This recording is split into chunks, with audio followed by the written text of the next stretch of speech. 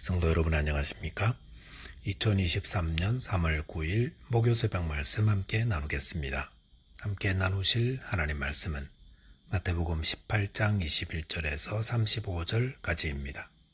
본문에서는 용서에 대한 예수님의 가르침이 기록되어 있습니다. 본문을 통해 성도는 하나님의 무한한 사랑을 받은 자로서 그와 같이 용서해야 함에 대한 말씀 묵상하겠습니다. 첫째 묵상할 내용은 하나님의 용서는 무한하다라는 것입니다.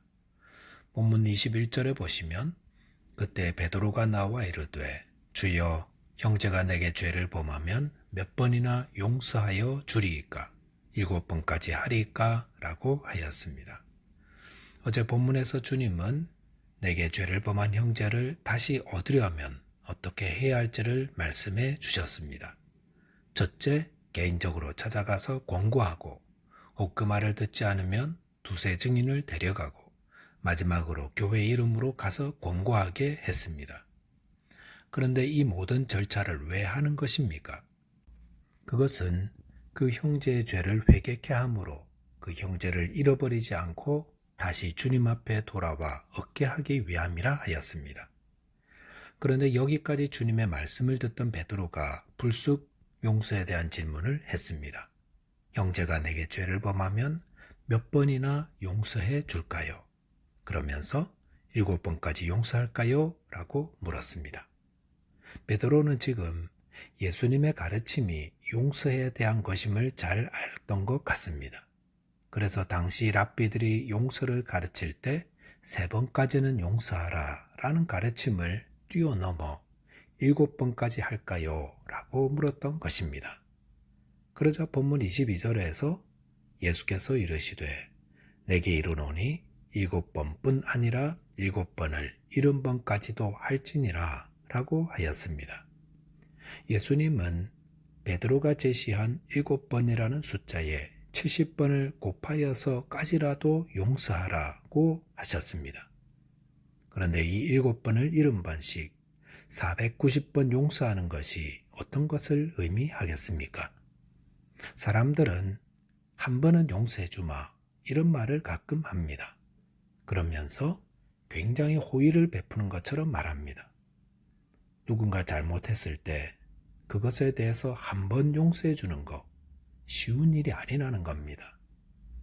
그렇기 때문에 아마도 랍비들은 3번 용서하라 라고 하였는데 이것은 매우 뛰어난 인격의 소유자만이 행할 수 있는 모습이라 할 수 있습니다. 거기에 비해서 베드로의 7번 용서는 거의 초인적인 모습이 아닌가 생각합니다. 3번도 어려운데 7번까지 용서하다니 이것은 거의 불가능한 일입니다. 그런데 예수님은 7번을 70번까지도 용서하라 하셨습니다. 3번도 어렵고 7번은 거의 불가능인데 7번을 70번씩 용서하라는 것은 무엇을 의미하겠습니까? 그것은 하나님의 용서를 의미한다 할 수 있습니다. 하나님의 무한한 용서, 그것이 7번을 70번씩 용서하는 것입니다. 성도 여러분, 하나님은 무한한 긍휼로 우리를 7번을 70번씩 아니 그 이상으로 우리를 용서하십니다. 요나가 이해하지 못한 것이 바로 이 하나님의 무한한 용서였습니다. 요나는 그의 메시지를 듣고 회개한 니느웨를 하나님이 용서하시자 매우 분노하였습니다. 왜 그렇습니까? 나쁜 놈 벌 안 받고 용서받는 게 속상해서였습니다. 그런데 요나가 생각지 못했던 것이 있습니다. 그것은 자신도 하나님의 무한한 용서를 받은 자라는 사실입니다. 요나도 하나님 말씀에 대놓고 불순종해서 다시스행 배를 타지 않았습니까? 만약 하나님이 요나에게서도 죄를 찾아내어 그대로 벌하셨더라면 요나도 멸망하고 말았을 것입니다. 요나는 무엇을 보지 못하는 것입니까?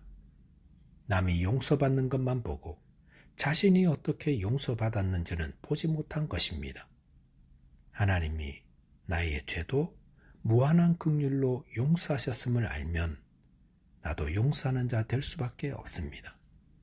저와 여러분의 죄를 7번을 70번씩 용서해 주신 무한한 하나님의 용서와 사랑에 감사하며 이와 같이 용서하는 저와 여러분 되시기를 바라겠습니다. 둘째로 묵상할 내용은 성도는 용서하는 자다라는 것입니다.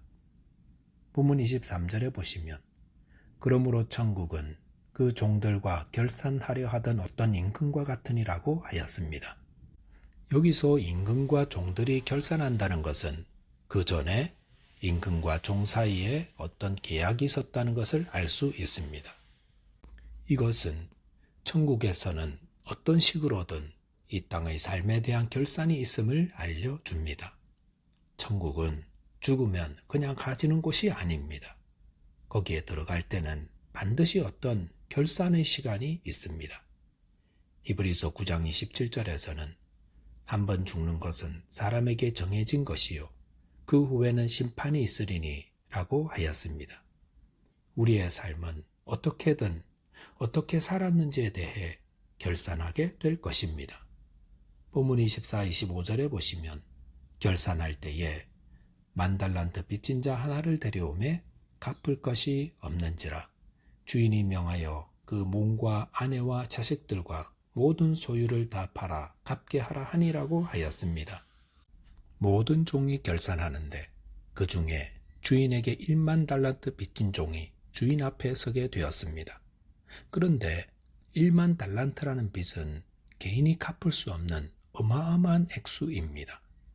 당시 이스라엘이 로마에 바치던 세금이 800달란트였으니 10,000달란트란 개인이 갚을 수 없는 빚이었습니다. 이 10,000달란트 빚진 자는 바로 우리를 말하고 있습니다. 즉 우리가 하나님 앞에서 진 죄의 빚은 일평생 갚으려 해도 갚지 못한다는 것이요 다만 주인의 자비를 의지할 수밖에 없음을 말합니다.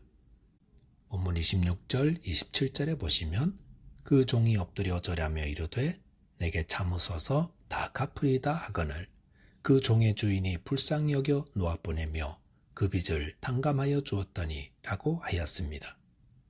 10,000달란트 빚진 종은 주인 앞에 엎드려 자비를 구했습니다. 그러자 주인이 그 종을 불쌍히 여겨 놓아보내며 그 빚을 탕감하여 주었다 했습니다.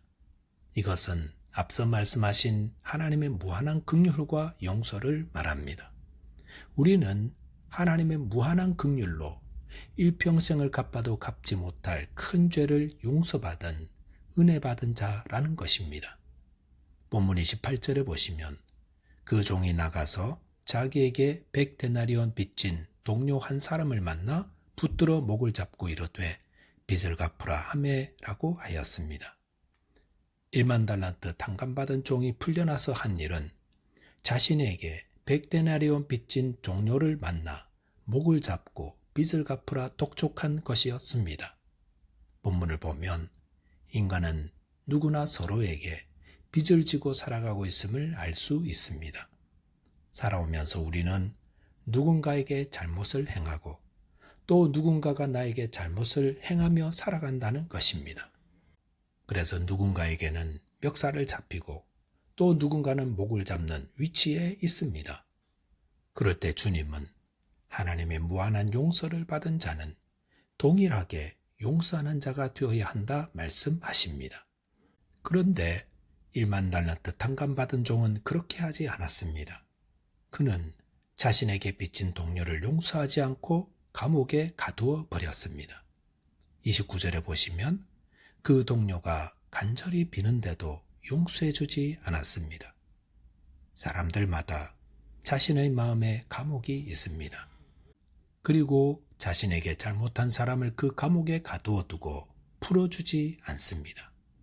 그럴 때에 본문 32절 33절에 보시면 이에 주인이 그를 불러다가 말하되 악한 종아 내가 빌기에 내가 내 빚을 전부 탕감하여 주었거늘 내가 너를 불쌍히 여김과 같이 너도 내 동료를 불쌍히 여김이 마땅하지 아니하냐 하고 라고 하였습니다. 주인은 10,000달란트 탕감받고 그 동료를 용서하지 않은 종을 불러다가 악한 종아 라고 불렀습니다. 하나님께 큰 죄를 용서받고 동료의 작은 죄를 용서하지 못한 자는 악한 자입니다. 나는 하나님의 용서를 받았으면서 내 이웃과 가까운 사람들의 잘못을 용서하지 않고 나의 마음 감옥에 가두어 두고 사는 자는 악한 자입니다. 그 악한 자에게 임할 것은 영원한 심판밖에 없습니다. 성도는 용서하는 자입니다. 저와 여러분이 하나님께 큰 죄를 용서받은 자로서 이웃의 죄를 용서하는 자 되시기 바라겠습니다. 기도하겠습니다. 하나님 아버지, 하나님의 무한한 용서를 받은 저희 이웃의 작은 죄를 용서하는 자 되게 하여 주옵소서. 그동안 저희 마음 감옥에 가두어 두었던 이웃들을 다 풀어주고 용서하는 천국에 합당한 성도 되게 하여 주옵소서. 예수 그리스도 이름으로 기도하옵나이다. 아멘. 오늘도 믿음 안에서 승리하는 하루 되시기 바라겠습니다. 감사합니다.